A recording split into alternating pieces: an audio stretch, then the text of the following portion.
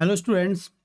ये वीडियो जो है खासकर सभी बच्चों के लिए जो लगातार क्वेश्चन करते हैं कि सर आपका एप्लीकेशन है या नहीं है।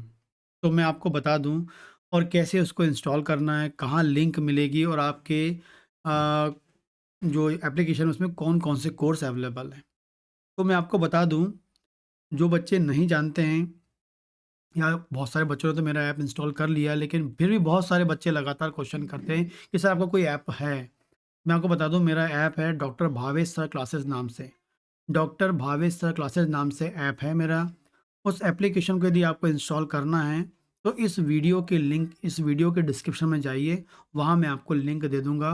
उस लिंक में आप क्लिक करेंगे तो आप इजीली मेरे आप एप्लीकेशन को इंस्टॉल कर सकते हैं। बहुत इजी प्रोसेस है। जो जिस तरीके से आप बाकी एप्लीकेशंस को करते हैं वैसे ही सिंपल प्रोसेस है।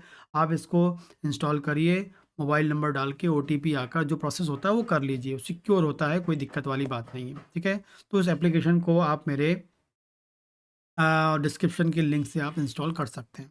जब आप इंस्टॉल करते हैं तो इसमें आपको अभी के टाइम में, प्रेजेंट टाइम में आपको इसमें आप याद रखें टोटल 6 आपको कोर्सेज अवेलेबल है। टोटल 6 कोर्सेज यहाँ पर आपको मिलेंगे। ठीक है, और पूरे के पूरे रिकॉर्डेड हैं। पूरे के पूरे रिकॉर्डेड हैं, रिकॉर्डेड वीडियो हैं। उसको आप आज परचेस करके आज ही आप लेके पूरा देख सकते हैं। ठीक है, पूरे रिकॉर्डेड हैं। ठीक है, टोटल 6 सब्जेक्ट्स में या टोटल 6 कोर्सेज हैं। पहले हम बात करते हैं, पहले जो है जो बीएचएमएस फर्स्ट ईयर के जो बच्चे हैं। अब बीएचएमएस के फर्स्ट ईयर में बड़ा कन्फ्यूज़न है बच्चों को। जिन बच्चों ने अभी अभी के टाइम में एडमिशन लिया है, जिन्होंने अभी एडमिशन लिया है जिनका फर्स्ट ईयर में organ of medicine materia medica आ गया है, मतलब ऐसे बच्चे जिनमें एनाटॉमी है, फिजियोलॉजी है, आपका फार्मेसी है, materia Medica, organ of medicine है। इन 5 पेपर के सब्जेक्ट्स में क्वेश्चन पेपर्स आने, इनके एग्जाम होने वाले हैं।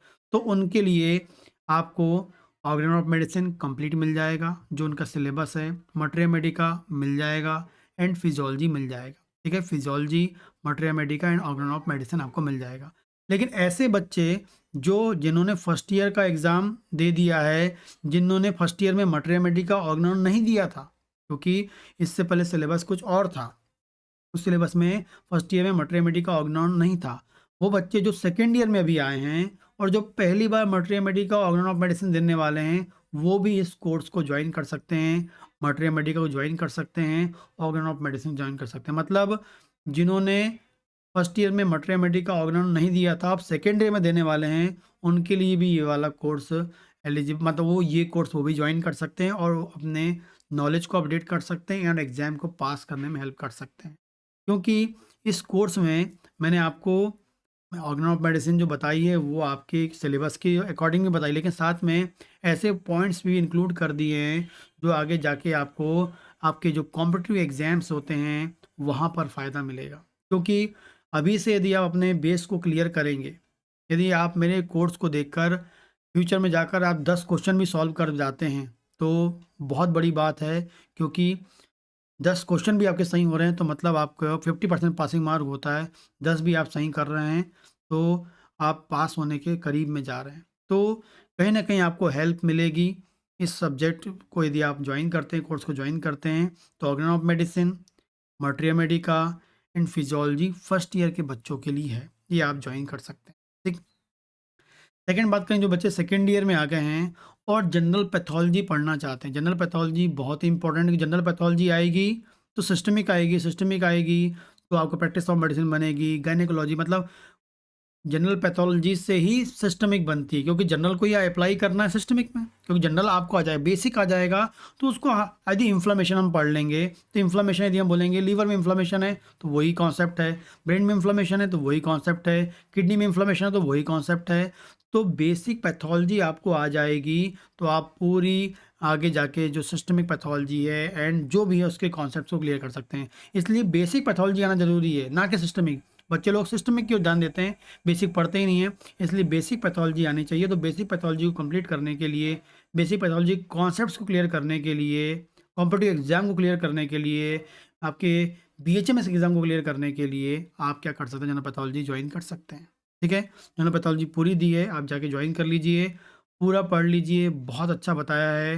होम्योपैथिक कॉन्सेप्ट्स के साथ, होम्योपैथिक व्यू के साथ, होम्योपैथिक एग्ज़ाम को पास करने के हिसाब से सब बताया है।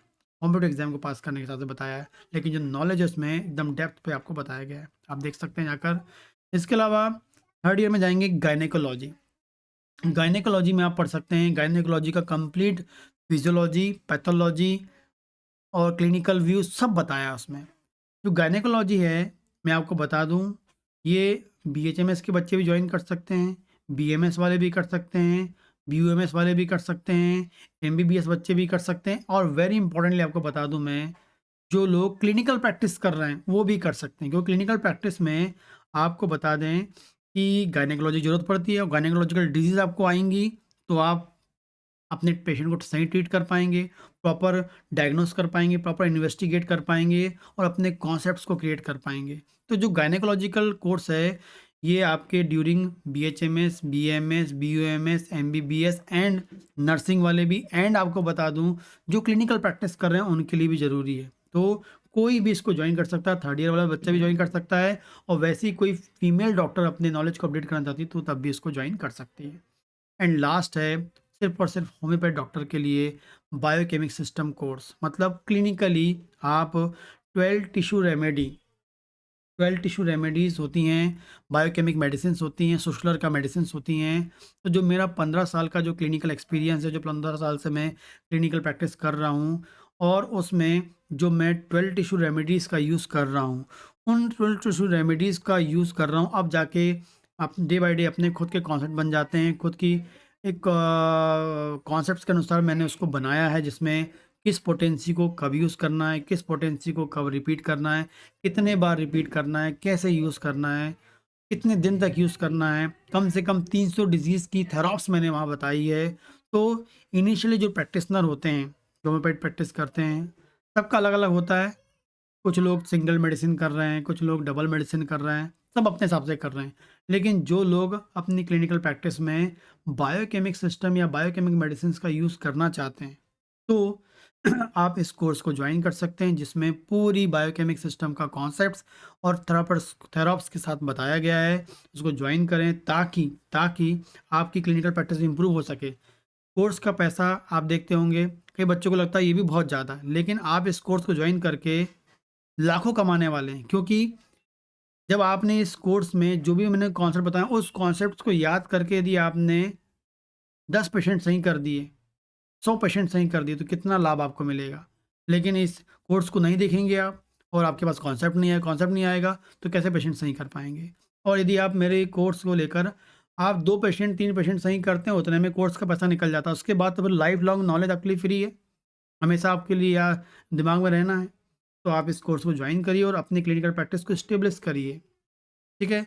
दिमाग में बैठाइए कि किस तरीके से दवा काम करती है, किस तरीके से आप सोच सकते हैं कि ये दवा मुझे वहाँ देनी है। क्योंकि आपके दिमाग में परसेप्शन क्रिएट करना होता है कि ये कौन इस कंडीशन में ये कैलकेरिया फ्लोर है, इस कंडीशन में कैलकेरिया फॉस ही है। तो वो वीडियो जब देखेंगे तब वो परसेप्शन आपका क्लियर होगा। तो इस तरीके से इतने कोर्सेज़ अवेलेबल हैं जो आप मेरे एप्लीकेशन में जाके देख सकते हैं।